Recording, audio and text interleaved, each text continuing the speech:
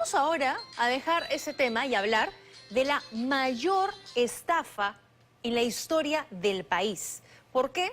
Porque ha fallecido Carlos Manrique, quien desarrolló, creó esta caja de ahorros llamada CLAE, en la que miles y miles de peruanos confiaron, dieron su dinero y terminaron siendo estafados. Tenemos que remontarnos sin duda a los años 80, 90, cuando se hizo conocido este señor. Un momento además en que la hiperinflación que nos dejó Alan García, el Fujishock y la situación del país definitivamente económica no era la mejor, pero la gente tenía su dinero, tenía bajo el colchón, solo que no confiaban en los bancos. Y este señor Carlos Manrique ofrecía tasas de interés sumamente atractivas, 80, 100% de intereses al año, algo que no podía competir sin duda con los bancos. Y es así que la gente fue confiando su dinero, él mismo además los atendía para generar esta confianza e invitar a muchísimas personas a que se sumen y a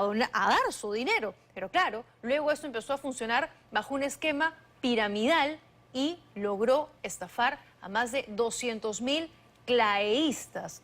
El señor Manrique, Carlos Manrique, fue a prisión 2 veces y salió y sus últimos años los pasó aquí en Lima, y muchas personas incluso que en la calle lo reconocían, le pedían su dinero, pero él hasta el último momento negó haber estafado a peruanos. Y claro, muchos le han reclamado durante años, aunque saben, ¿no?, que ese dinero ya está perdido. Vamos a hablar sobre este y otros temas también del análisis político con el analista político, por supuesto, Ángel Delgado. Gracias por estar aquí. Muy buenas noches y muy agradecido por la invitación. A usted, gracias por acompañarnos. Carlos Manrique era un tipo bastante astuto, ¿no? Logró ganarse la confianza de los peruanos para que le den su dinero. Pero la verdad, él puso en ejecución un sistema de hacer plata que aparentemente funcionaba, y más aún, funcionaba en el primer tramo, pero inevitablemente en un momento iba a colapsar. Es el famoso sistema de pirámide donde una gente pone un dinero que sirve para reponer a otros y sucesivamente. Pero como estas cosas no pueden ser infinitas, no pueden prolongarse eternamente y hay un límite, en un momento se produce el colapso. Entonces, claro, mucha gente inclusive recibió un dinero con intereses mucho más altos que en el sistema de la banca, y por eso es que el señor Manrique tuvo una aceptación interesante. Claro. Pero repito, el modelo de captación de recursos y de sufragar los aportes que se hacían, de todos modos tenía un vicio que en algún momento, más temprano o tarde, iba a colapsar. Pero en el momento se hizo un señor, a ver, muy conocido. No, y además tenía mucho respeto y la verdad creo que durante un año o un poco más concitó una simpatía general, porque efectivamente frente a las tasas del sistema bancario, lo que él ofrecía, ¿no?, era mucho más. Y efectivamente hubo mucha gente que resultó beneficiada, pero repito, era un sistema que podía prosperar en su primer momento, en sus primeros tramos, pero en algún momento la pirámide se iba a agotar hasta por un tema de número de habitantes, número de aportantes, y el colapso de todos modos se iba a producir, inevitablemente. Ahora, cuando las oficinas de CLAE son intervenidas en todo el país y se descubre esta estafa piramidal de la que nos está explicando, él va a la Plaza San Martín y da un meeting, y tenemos algunas imágenes para recordar lo que fue en este meeting multitudinal, repleto, miles de personas escuchándolo. Que trabajan y que se esfuerzan por su patria.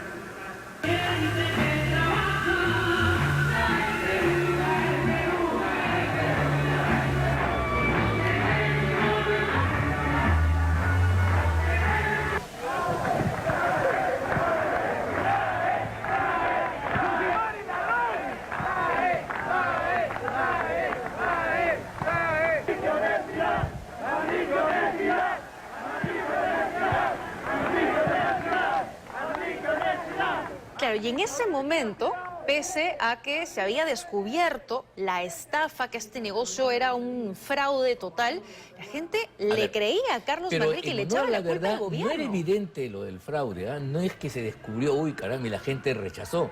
Estoy convencido que el día de hoy inclusive habrá gente que cree que eso fue una intervención grosera del gobierno, abusiva, o de la banca, que por envidia cortó el asunto. Ajá. Porque este sistema funciona en los primeros tramos. O sea, hay Porque gente que va a recibir más. Exacto, recibe El su problema es dinero. que en un momento determinado va a colapsar. Entonces, cuando se produce la intervención, Ajá. digamos en honor a la verdad que la cosa estaba funcionando. Ya. Pero desde el punto de vista objetivo, del análisis de la realidad, eso tenía un fin. Y eso es lo que... Ahora, lo que precipita la cosa es la intervención gubernamental, que ya pues hace que la gente ya no siga aportando. ¿Por qué funcionaba el sistema?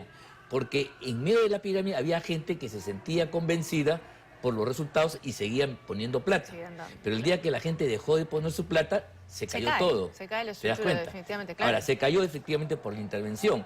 ¿Sí va a caer en un momento? Sí, definitivamente. Pero por eso que la gente sale a la calle, lo vitorea inclusive como candidato presidencial, Eso, ¿no? quiere O sea, formar un partido político, y si bien para mucha gente se produjo una decepción terrible, ya hay detractores, también es cierto que muchos creyeron en ese momento de que habían sido víctimas de un abuso gubernamental y de la banca, y hasta el día de hoy yo estaría casi convencido, he hablado con algunas personas ya con años entrados, que consideran que eso fue una cosa artificial, que fue roto a la mala por el gobierno y que el sistema era perfecto. Pese a que él fue a la cárcel 2 veces. Claro, o sea, claro, y que todo eso es una injusticia, ¿no? De Eso es una acuerdo. injusticia. Ahora- O sea, la sensación de fraude para algunos sectores, para la gente un poco más enterada, más ilustrada, pero para los que estaban ahí en las calles y que habían recibido un dinero claro. y que lo volvían a vieron que meter, funcionaba. y lo metían porque había gente que podían seguir captando, pero repito, eso iba a tener un límite. Iba a caer de todas maneras. ¿Te das se iba a cuenta? descubrir Por la el farsa, sistema claro. piramidal. O sea, se iba a ensanchar tanto que se iba a producir un colapso que no iba a poder sostener los pagos a futuro. Y viendo estas imágenes del meeting, ¿no? De la aceptación que él llegó a tener por la confianza que logró generar en las personas, ¿usted cree que hoy en la política peruana podríamos tener a un Carlos Manrique o a varios Carlos Manrique así, un tanto demagogos? Bueno, la demagogia la demagogia es aquella mentira, pero que se disfraza de formas verosímiles. O sea, no es el engaño a lo bestia, no es el engaño descarado, Claro. sino está mezclado de sutilezas. Y, por ejemplo, nosotros hemos escuchado muchas de ellas. En el tema de las vacunas, la gente creyó durante mucho tiempo en el señor Vizcarra. Hay gente que hasta el día de hoy cree que Bueno, Martín cree. Vizcarra no se vacunó de manera irregular. No solamente eso, sino que además que la estrategia montada era la mejor. Ajá. Yo recuerdo que había gente que aplaudía a determinadas horas de la noche, cuando pasaba la policía, etcétera, etcétera, en una suerte de aquiescencia. O sea, ese fue el momento de mayor popularidad, porque cuando la gente tiene miedo y la enfermedad causó un pavor objetivo, entonces la gente busca un tipo de salvación, y la gente le entregó su confianza en Pero ese momento a Vizcarra. Y en otro contexto, por ejemplo, ya fuera de la pandemia, Pedro Castillo, por ejemplo, hay gente que cree que él no dio un golpe de Estado.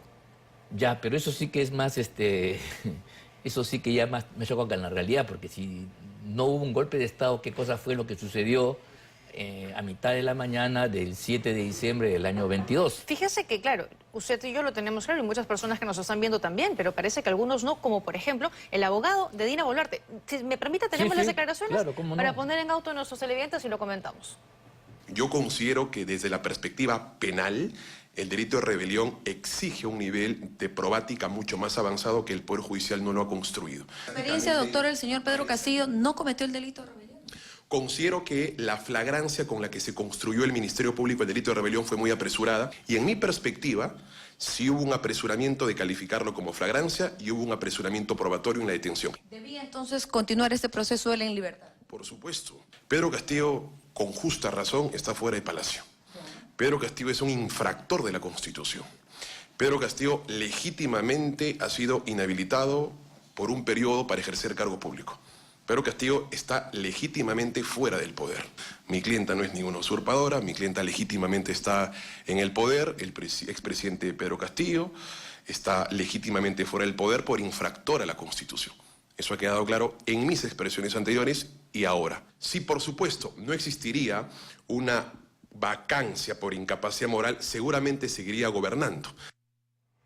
Claro, aquí ya se ha corregido un poquito más porque previamente en otras declaraciones Sí, había la verdad dicho que uno no termina de entender. claro, que no cometió el delito de rebelión y que Pedro Castillo debía seguir gobernando. Mira, en primer lugar, mira, yo tengo aprecio al doctor Portugal, creo que es un buen abogado, he tenido oportunidad de conversar con él, y repito, tengo un buen concepto, pero creo que es impertinente que siendo abogada de la Presidenta de la República, que viene además del gobierno de Castillo, y donde hay una serie de problemas que no voy a mencionar y que todos sabemos, debería ser cauto, ¿no? Porque entonces está estableciendo sin querer o queriendo un lazo con el señor Castillo, con el gobierno anterior, que no creo que le haga mucha gracia a su actual defendida, la señora presidenta. ¿Te das cuenta? Porque uno se pregunta, ¿esa es la gente que defiende a la presidenta, que la rodea? O sea, Dina Boluarte está conviviendo con el enemigo. En segundo lugar, claro, ya ha corregido, porque si no ha cometido delito, entonces se ha cometido un golpe de Estado contra él, y la señora encaja dentro de la tesis del señor López Obrador, que dice que es una usurpadora. Entonces, que el abogado esté diciendo esto, no lo dice, pero dé lugar a este tipo de especulaciones, me parece realmente poco afortunado. Parece que le está respondiendo, de hecho, a Pedro Castillo, porque él ha cogido las declaraciones del abogado de Portugal y aclara que Dina Boluarte es una usurpadora del poder, Por ¿no? eso, pues entonces ahí debía quedar. Además, ahora, él está siendo procesado.